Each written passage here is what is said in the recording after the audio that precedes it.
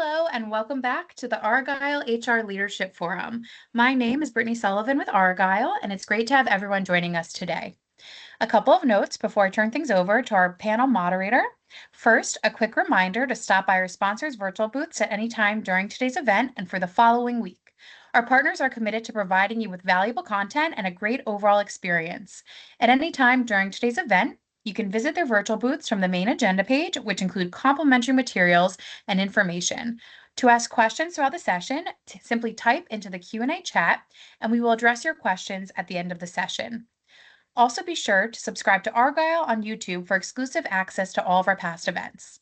Now, without further delay, I would love to introduce our moderator, Deborah Vasquez Bruno, Chief People Officer at KBI Biopharma. We're excited to have Deborah and our panelists with us. So welcome, Deborah, and over to you. Thank you, Brittany. Hello, everybody. We're excited to be here with you today.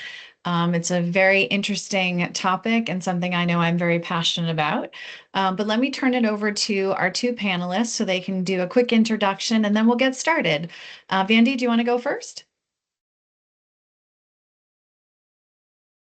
I think Vandy might be frozen. Melissa, do you want to start? Absolutely. Hi, everyone. It's so good to be here. My name is Melissa Green. I am a consultant with MGJ Consultant Hub. I am the founder and principal of that. Prior to what I'm doing now was the senior director of human resources for Foot Locker, and extremely excited to be here and to have this conversation. Great. Thanks, Melissa.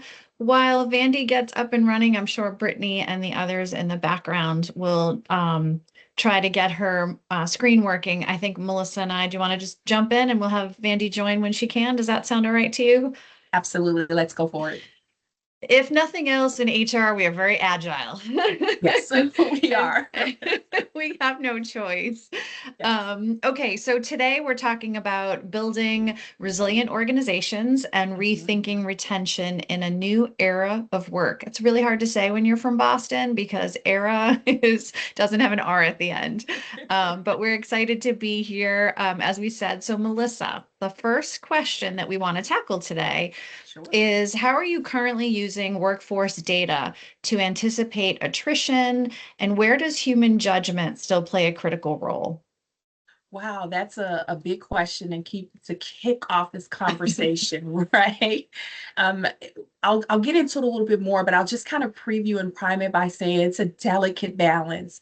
What I would say is just in my experience, especially leading HR across large organizations, especially when you're talking about operation and field-based workforces, workforce data has become just extremely important and, dare I say, really an early warning sign for attrition. Really, for me, I typically look at a combination of indicators and not just one to weave them together to tell a story. I think that's really important about data. So, for example, things like overtime trends. I'm looking at if your schedule is volatile, meaning people can't plan their lives, internal mobility patterns, engagement feedback, exit data. We can talk about stay interviews a little bit later on. But I think all of these things come together as a really nice cross section just to identify like hot spots or, potential problem areas to get ahead of things.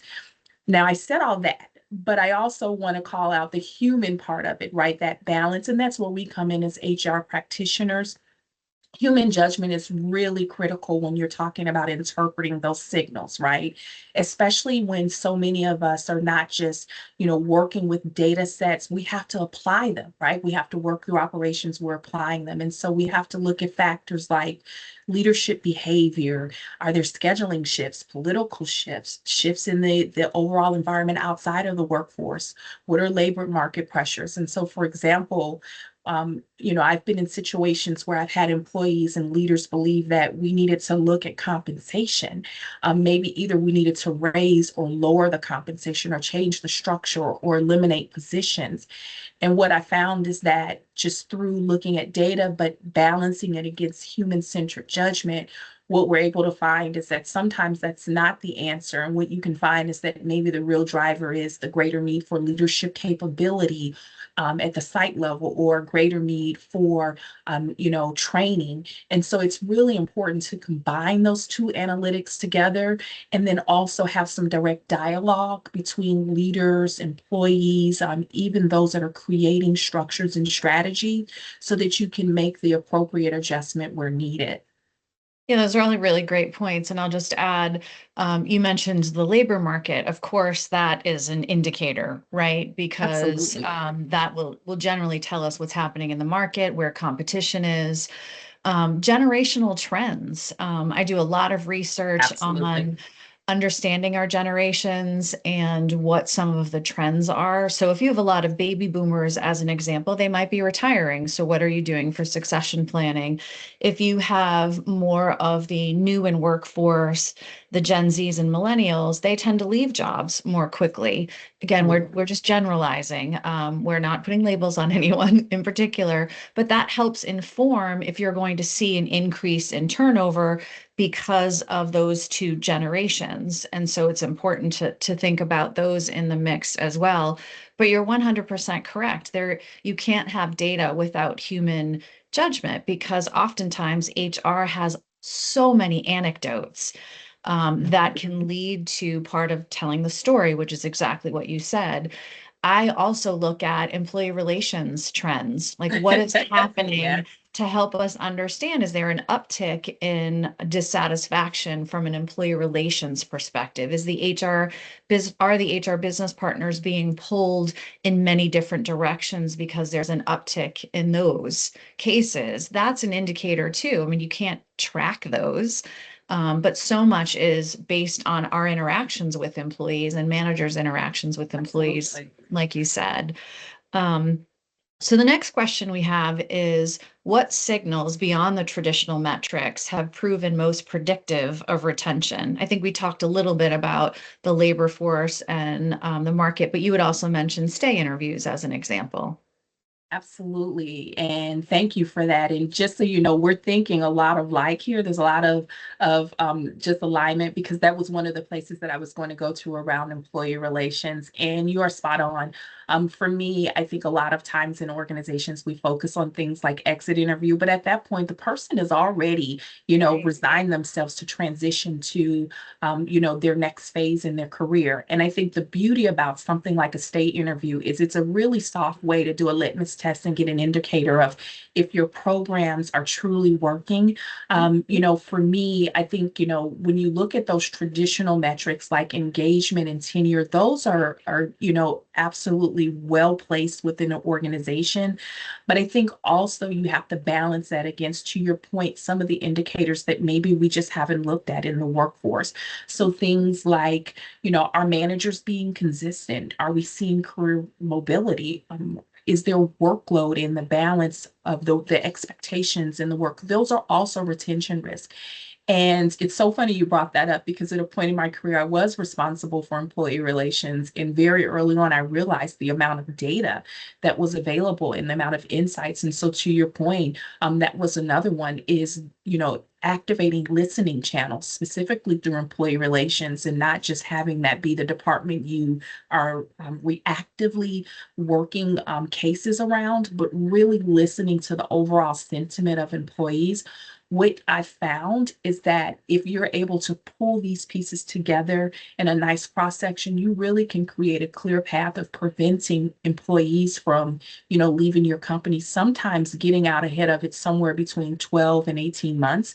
The most important part, Deborah, I would say with all of this is, if we're going to do these things in the workforce, it's really about, listening and hearing the employees, but making sure that you're actively actioning upon that. So I thought there was a lot of merit to what you were saying about, not only wanting to know what the metrics are, but also what are the employees saying real time, from engagement, employee relations, what is that feedback, and then holding yourself accountable to action effectively on it as well.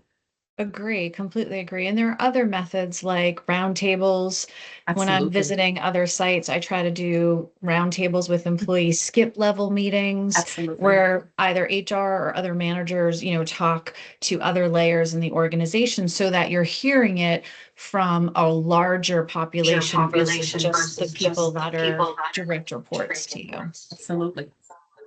Hi, Vandy. Welcome back. Do you want to do a quick introduction and then I can read the question to you and you can offer your insight? Because we're actually on the one about, we're on question 2 about what other signals are most predictive. But go ahead. Why don't you do a quick introduction? Sure. My name's Vandy Terrio, and I have been in HR for over 20 years. I don't want to say how many, but yeah, just aerospace, manufacturing, broadcast media, and I did leave, the HR profession and started my own business a few years ago, Career Naturalist, where I focus on HR consulting and career coaching. So Great. I'm glad to be here. We are happy to have you. Thanks for working through the technology issues. We appreciate that. Melissa and I just covered the first question and we were just giving our point of view on the second one. But if you'd like to offer a perspective, we'd love to hear that. It's what signals beyond traditional metrics have proven most predictive of retention? Yeah, and so I heard a little bit about listening sessions and pulse checks. I think, two other ones that I've been seeing a lot more focus on is around resilience and, looking for indicators of burnout, capacity. What's the culture rewarding? What is it ignoring? Are you saying no meetings on Fridays, but being transparent about maybe what are those exceptions and how things like that, kind of paying attention to that burnout and change fatigue, I think is a big one right now. If you look at Gallup and well-being index, those are, it's a, big focus, I think, in terms of AI and so much change is, how's the culture, really performing and what's the health overall of that. I think another one that is probably more descriptive statistic would be looking at your trends and getting some high level kind of data around that as an indicator of psychological safety and trust. So those are two I feel like there's been more emphasis on lately. Great. Yes. And Melissa and I were talking about employee relations as well. So clearly we know what we're talking about because we're all consistent. Right. So the third question, maybe Vandy, you could take the lead on this one. How are leadership development programs evolving to support employee loyalty in hybrid or distributed environments? Yeah, that's a great question. I think one of the biggest findings, and I'm a big believer in Gallup and their research. Other institutes I admire as well, like Korn Ferry and Resiliency Institute. Gallup had a recent finding last year. I think they published it that for one of the first times where we've seen an overall dip in employee engagement, but the biggest finding and something that all I would say leaders and organizations need to pay attention to is that the managers and people leaders, their engagement scores were actually lower than employees. And that is something to really, I've seen that once in my career. And it is definitely something you want to pay attention to in terms of, how, employees impact loyalty and engagement. So when we think about, well, how do you address some of those things? I mean, definitely, I think training managers more on coaching, versus leadership. How do you, and for some industries in particular, like tech, and some professions within tech, it's how do you be that player coach and how do you shift, from staying involved and up to date on technology, but then how do you guide by the side and ensure clear expectations and, development opportunities and alignment of career values and interests to organizational needs. So I think more emphasis on coaching. I am seeing a trend where companies are outsourcing a bit of that coaching, and I think that's great. But just I would say be careful of making sure those managers are really getting some of that coaching first and that's aligned. So that's, one big area I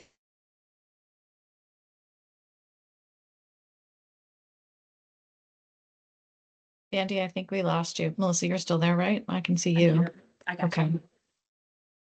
I think So- we may have lost Vandy. So go ahead, Melissa. What would you like to add? Yeah, I'll just jump in and add a little bit here.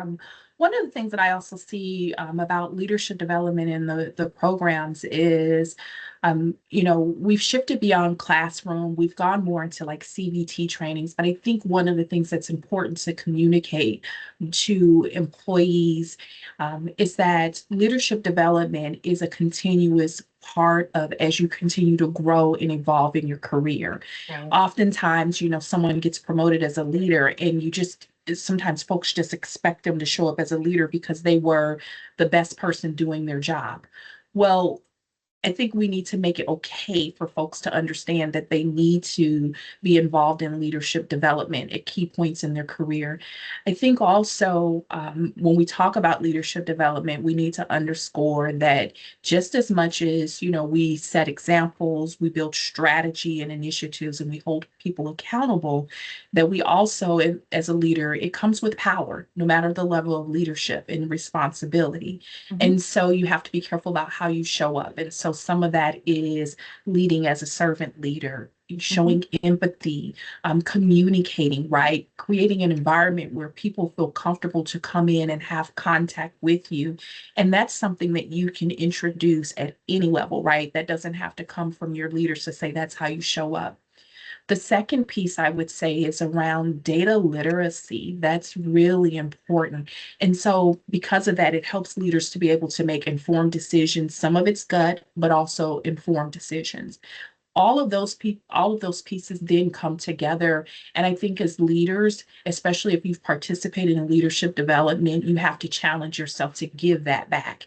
And so that comes in the form of career developing, ensuring others on your team or adjacent team have growth opportunities within the organization, and making sure that you do that consistently, right? So that those capabilities continue to align with the goals, the overall agenda of your company. And that's something that I think, each person that has the title of leadership is responsible for as well. Yeah, those are excellent points. And I think it's a good segue into the next question, which is, where have you seen the tension between data-driven decisions and human-centric, or what they call them, HR, practices?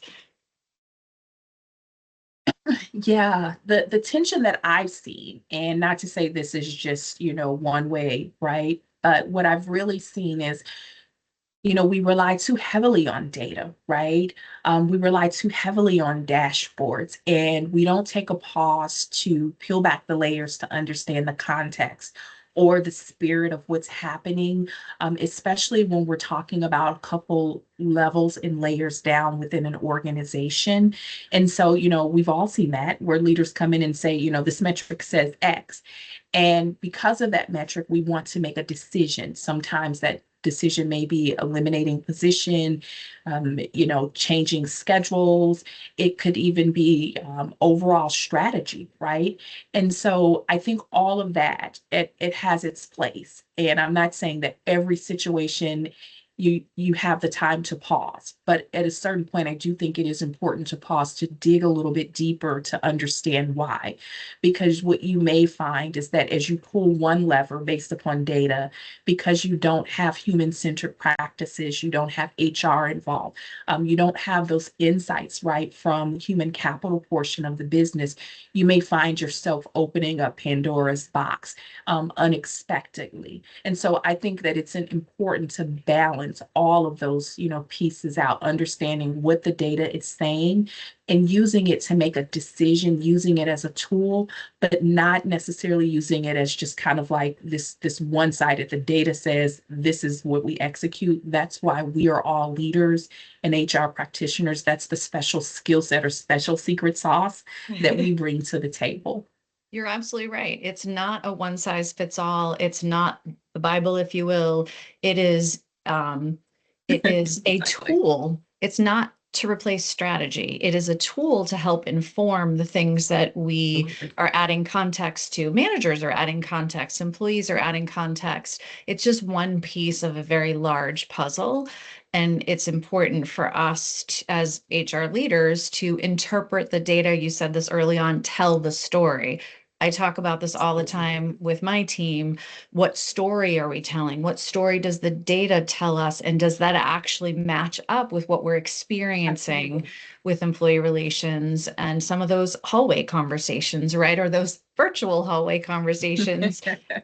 It's Exactly. incredibly important to understand the data and to interpret it appropriately, and not use it as the guiding principle or the guiding source. It's just like just a piece of the puzzle. Um, how do you think we can, as leaders, as HR practitioners, personalize the employee experience at scale without losing authenticity?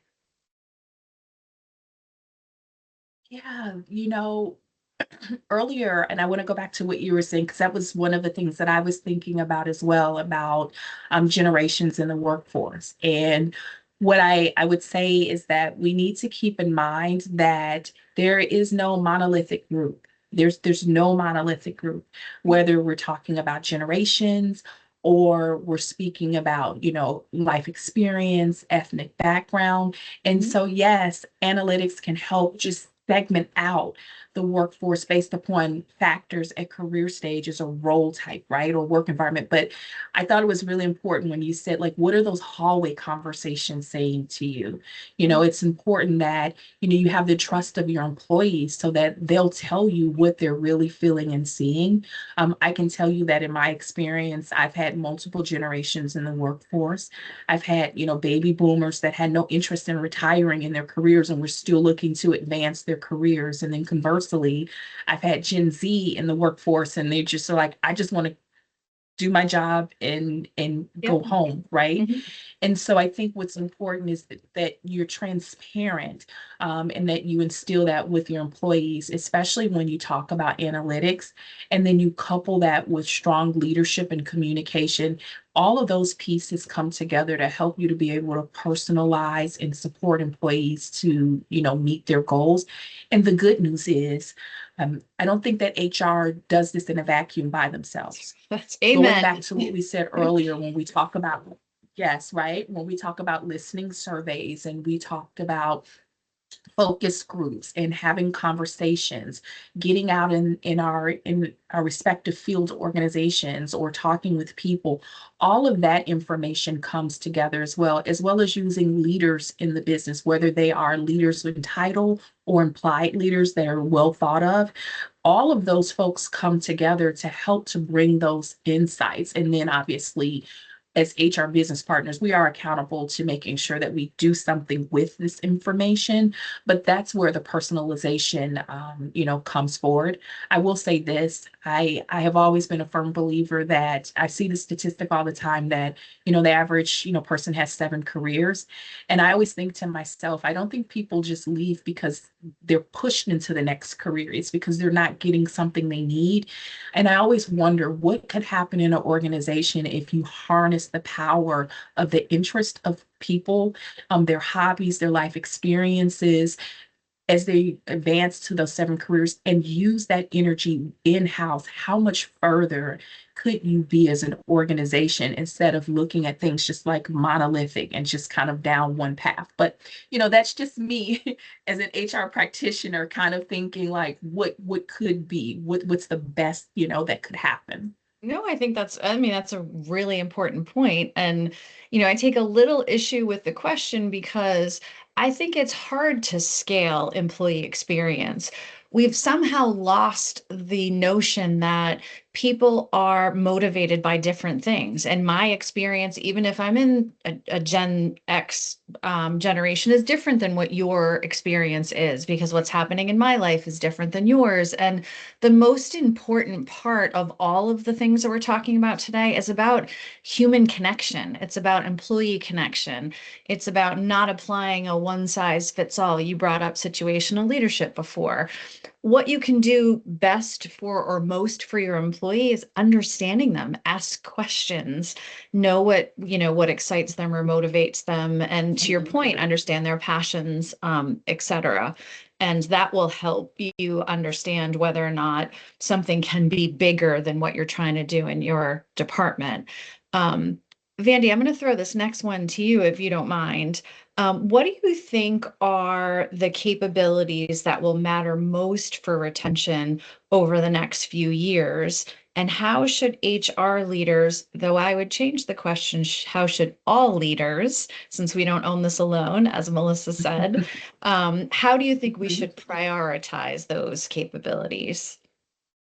Yeah, and I loved what you guys were saying about incorporating that, that personalized perspective versus, just looking at, I love the word monolithic, from a monolithic lens.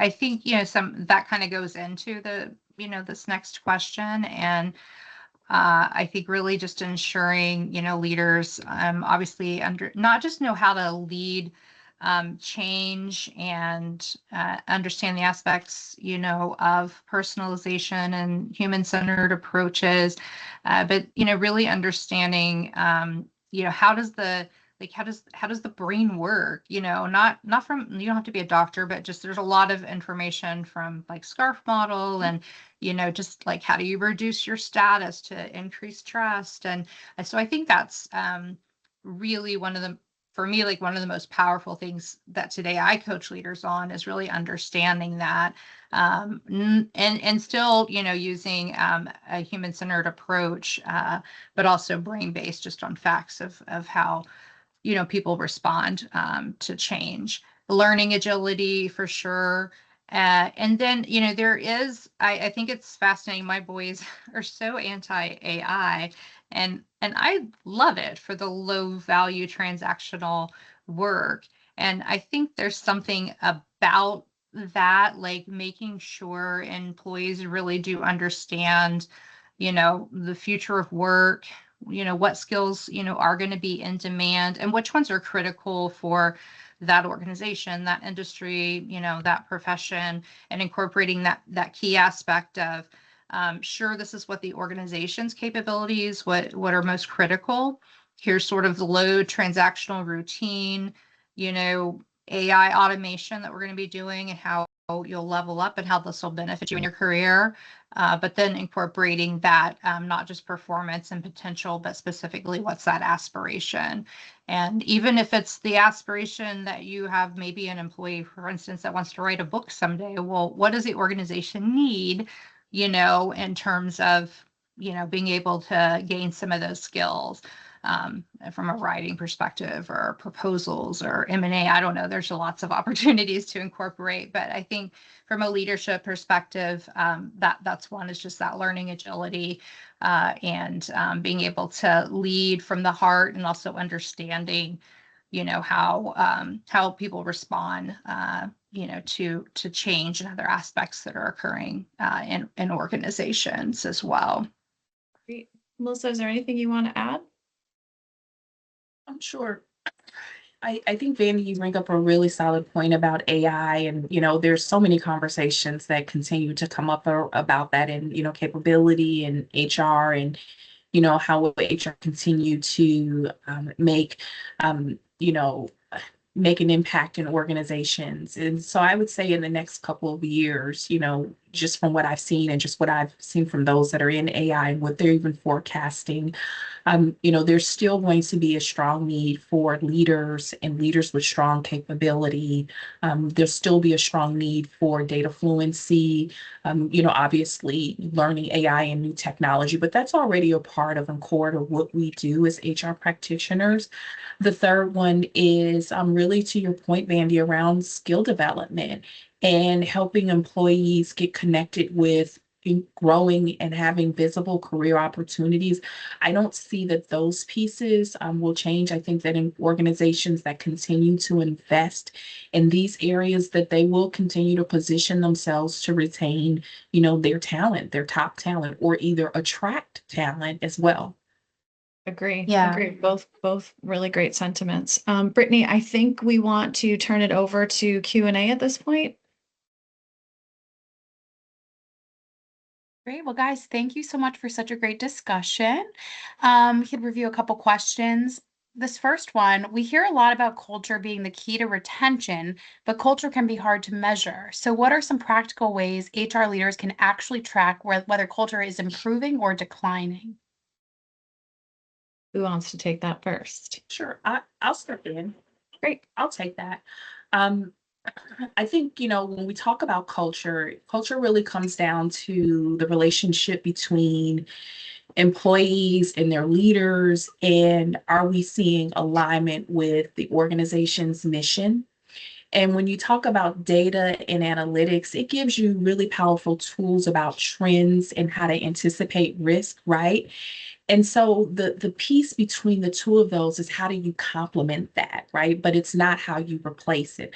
I think that's the piece in the organizations that are able to do that and do that well, combine that leadership, combine meaningful career opportunities, also combine data and data analytics, and not just data for the sake of data, but really understanding what the trends are, how to anticipate the risk.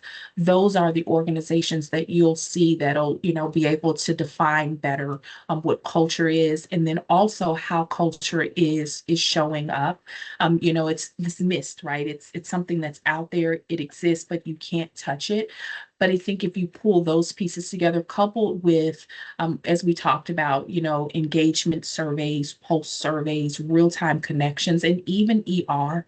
ER is a very core place in HR, believe it or not, because real time, those folks that are doing ER investigations at that time have unfettered access to the employees. And if you've ever been in an ER investigation, when people are upset, things just naturally have a way of coming out. It's what do you do with that information afterwards? Do you just reactively work the case and close the case?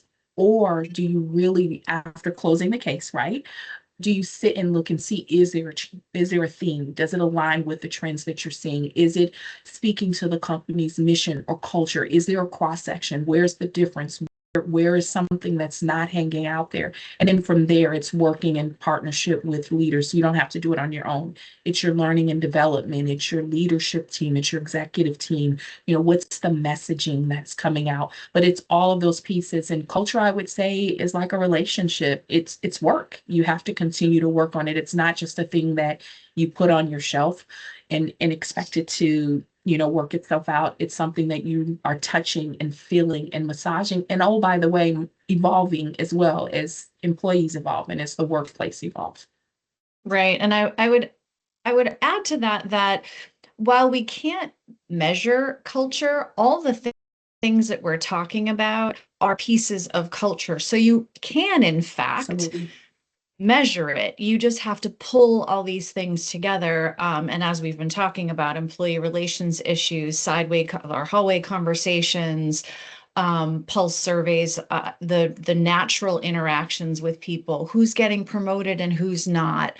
There are indications of what your culture is, even though it might not show up on a chart, as an example. And so we as HR leaders working with the business, we put the story, right? You've heard us talk about the story. We put the story together to help us understand and measure culture. We just don't call it that, because all the things underlying how people behave and interact with each other, that is culture.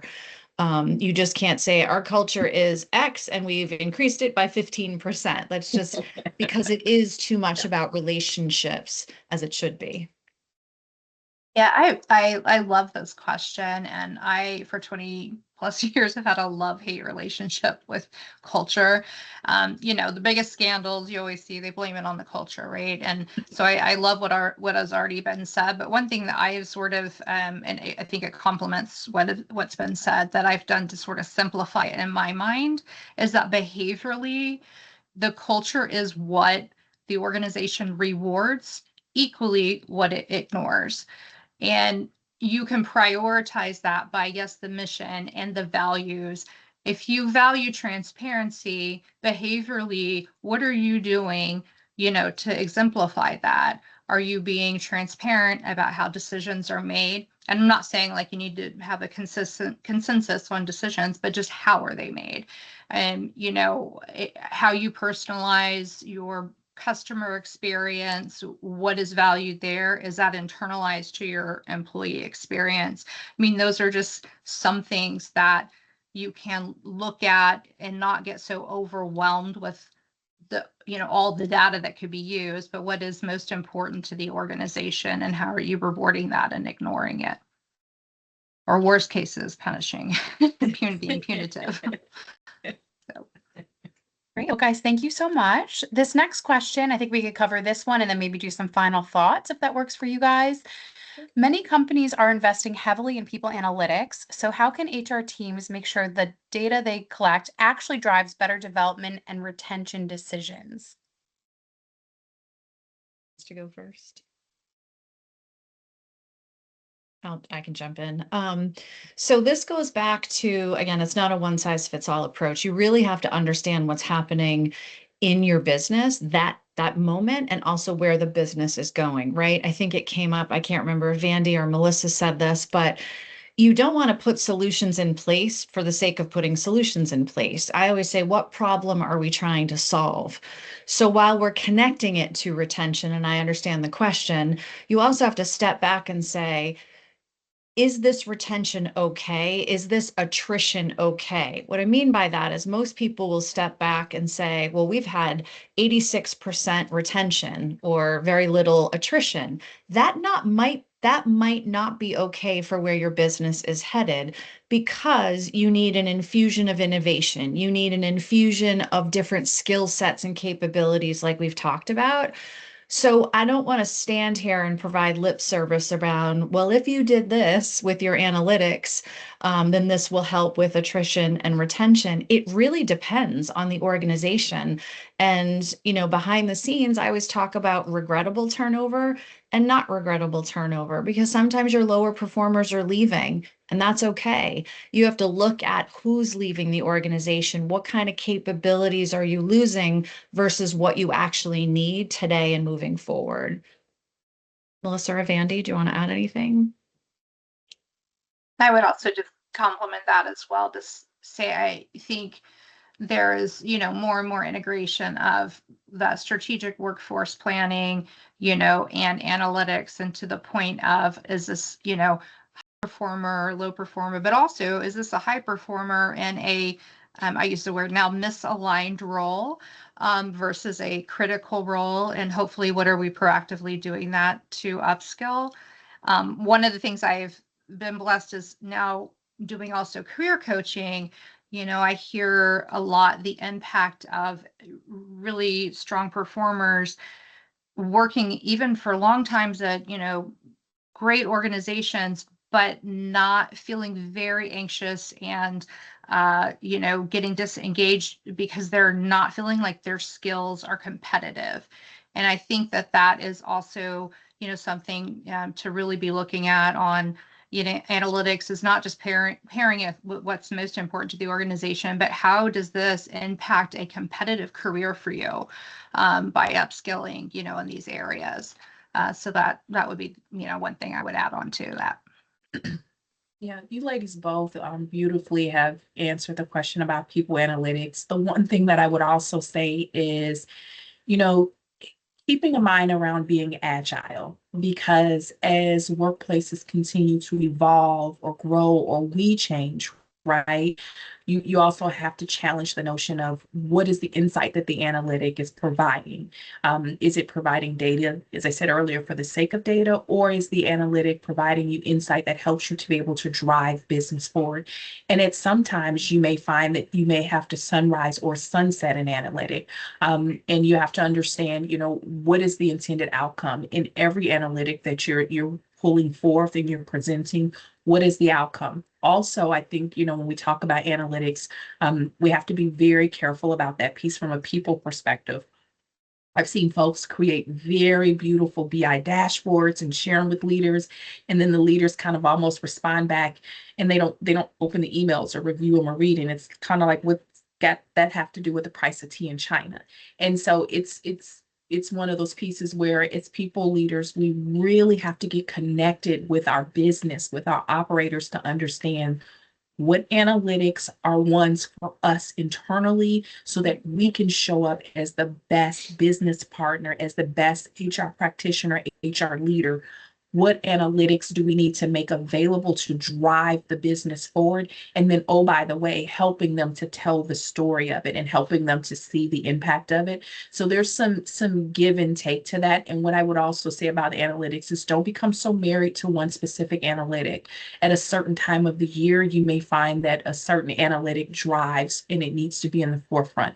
At another point in your business, things may change and evolve. And because of it, you may need to develop a new analytic or bring another one forward. And so there's a lot of, give yourself grace is what I'm trying to say in terms of balancing against producing analytics to understand where the business is. And then also some of it's art and science, trusting yourself to know that some of it's the science. These are the analytics that HR says, but the art of it is, what is it saying?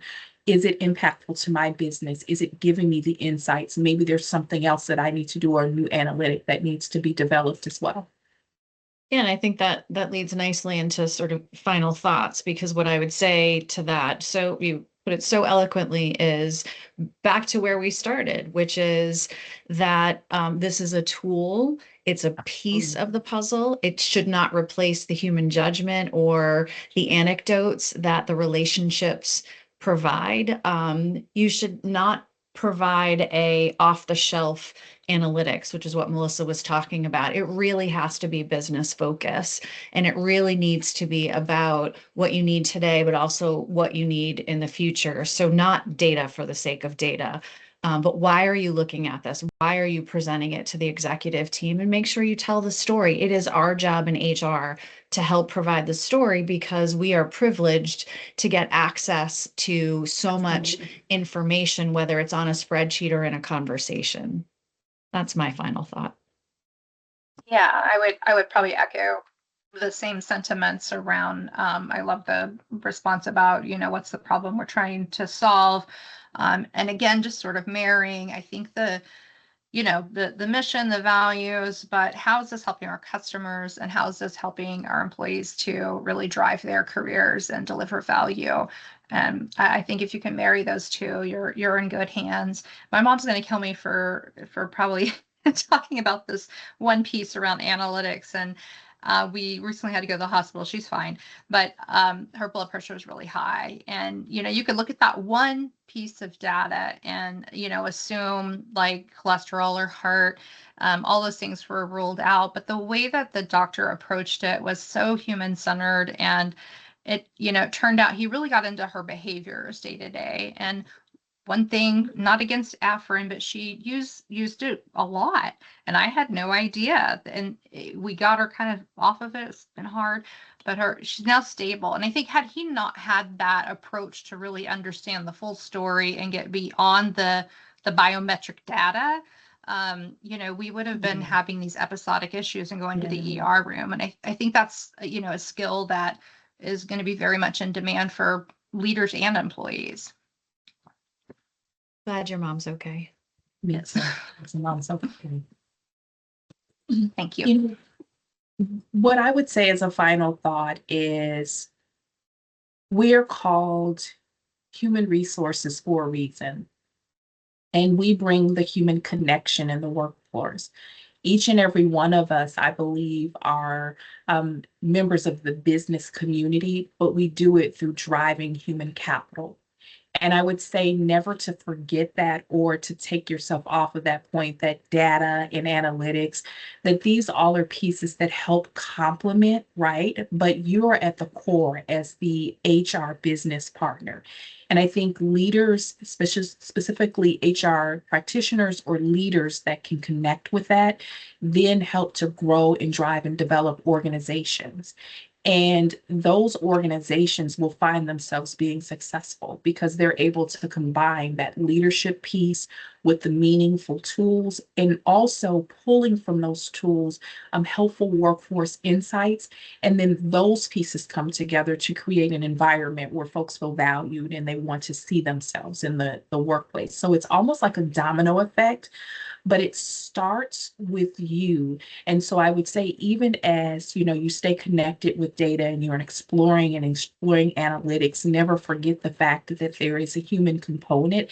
And that is why you are such an integral part to the workforce, is because you bring that human connection and that human component to data to help it tell the story. Excellent. Well, guys, thank you so much again for such an insightful panel discussion and for all of those final thoughts. I also want to thank everyone else for joining us today.